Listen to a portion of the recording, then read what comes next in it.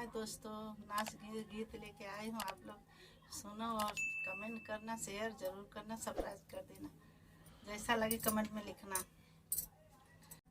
ऐसे घरवा कैसे हम रहबै मोरी दीदी, ऐसे घरवा कैसे हम रहब मोरी दीदी।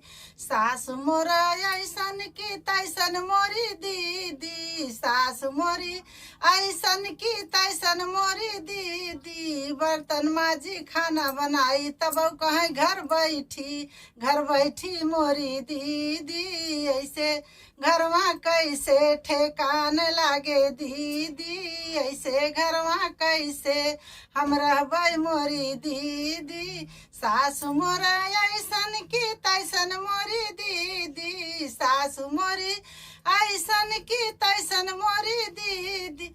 माठा मारी दही जमाई तब कहे घिउ चटनी मोरी दीदी। ऐसे घरवा कैसे हम रहबै मोरी दीदी।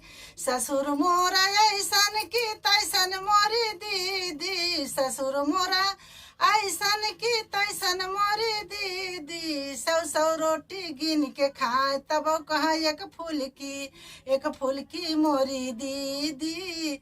ऐसे घरवा कैसे हम रहब मोरी दीदी, ऐसे घरवा कैसे हम रहबै मोरी दीदी।